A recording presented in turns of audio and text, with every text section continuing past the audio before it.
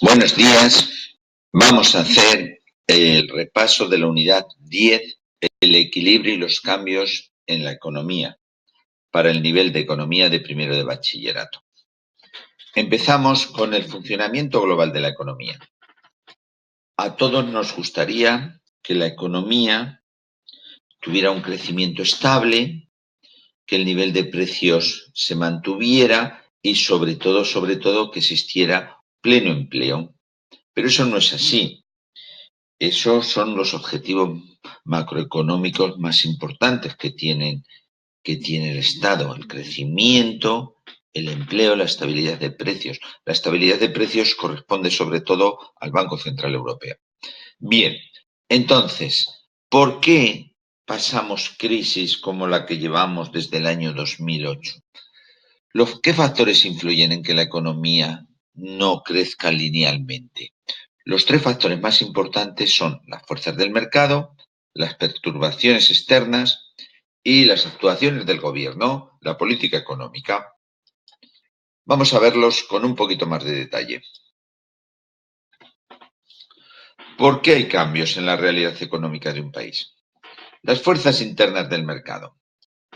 Las fuerzas internas del mercado son tanto los oferentes como los demandantes.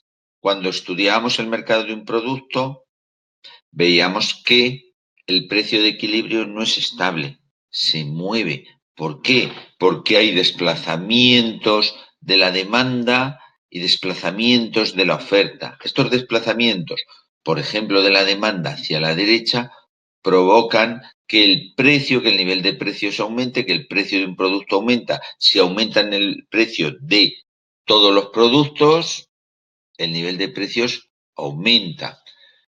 Y también desplazamientos de la oferta. Hay una característica que afecta tanto a la oferta como a la demanda, que son las expectativas, tanto de los productores como los demandantes. Estas expectativas van a acabar convirtiéndose en realidad. ¿De acuerdo?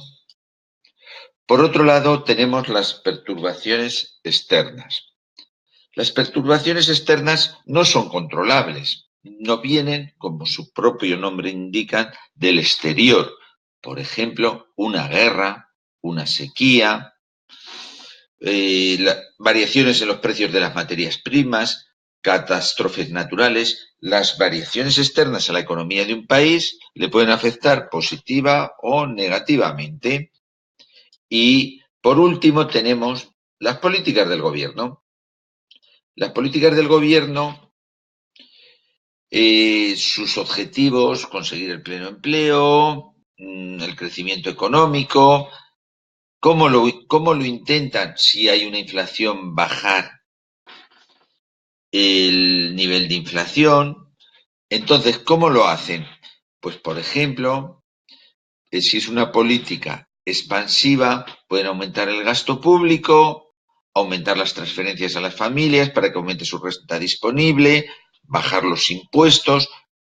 Si en el caso de bajar los impuestos directos del IRPF, las familias tienen una mayor renta disponible, consumirán más. Con ello conseguirán que la demanda agregada se desplace hacia la derecha. Volvemos hacia atrás. La demanda agregada. La demanda agregada, como hemos puesto aquí abajo, coincide con el PIB, simplemente que la demanda es una previsión y el PIB ya son los datos reales, pero la previsión de demanda se convierte en el gasto real. La demanda agregada es la previsión del gasto total que se va a realizar en todos los sectores económicos de un país a lo largo de un año. En esa previsión, la demanda tiene la forma decreciente, pendiente negativa, como la demanda de un producto. ¿Por qué? Nos sirve ya lo que habíamos estudiado. En el eje de la SID teníamos los precios. Aquí tenemos el nivel general de precios. Si el nivel general de precios es muy alto, existe una base monetaria y existe una cantidad de dinero en circulación, podremos adquirir menos bienes. En cambio, si el nivel de precios disminuye, con la misma base monetaria podremos adquirir más bienes y servicios, de todos bienes y servicios. Y en el eje de las X, en lugar del producto, tenemos la producción interior bruta, la de todos los bienes, ¿eh? ¿De acuerdo?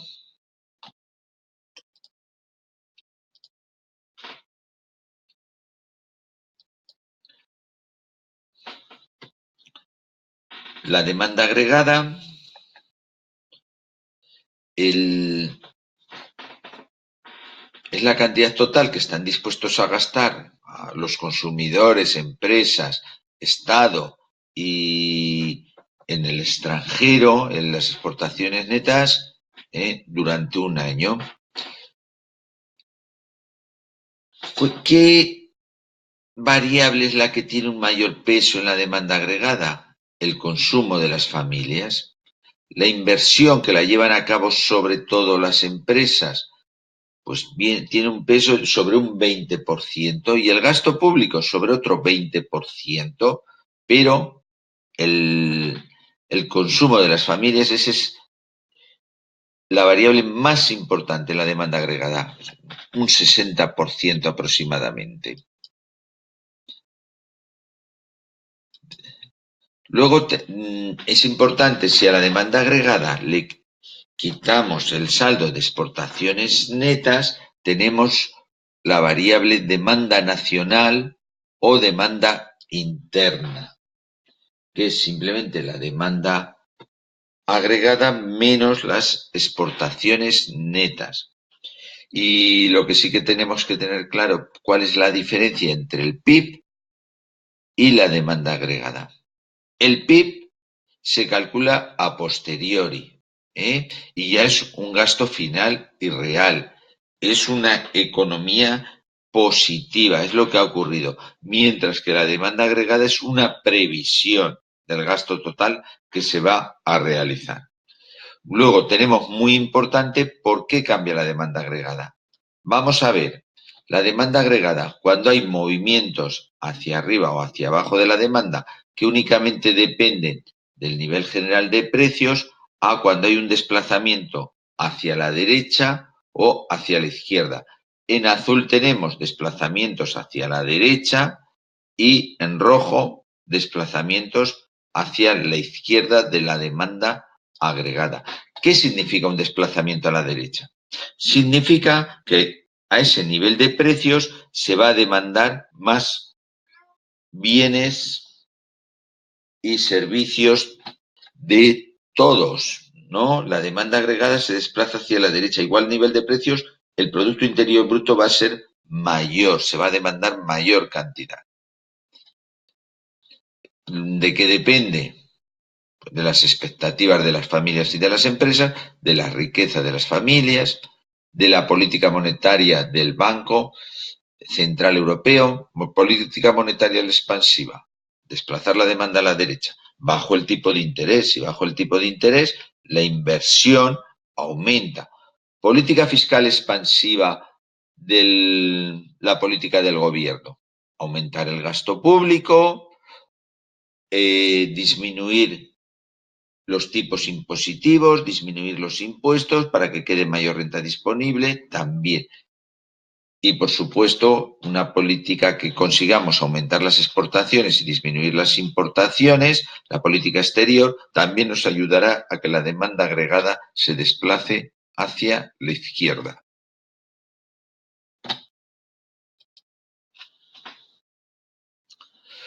Por último, en esta primera parte vamos a estudiar el consumo de las familias. El consumo de las familias hemos dicho que es la variable más importante de la demanda agregada.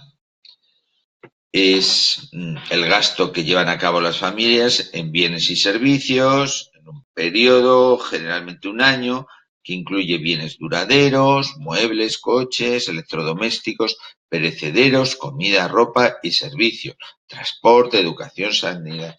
Es importante destacar que no incluye la compra de la vivienda, de la vivienda de primera mano. La vivienda de primera mano entra en la variable, en la contabilidad nacional, dentro de la variable inversión. dentro de la variable inversión, junto con la inversión de las empresas.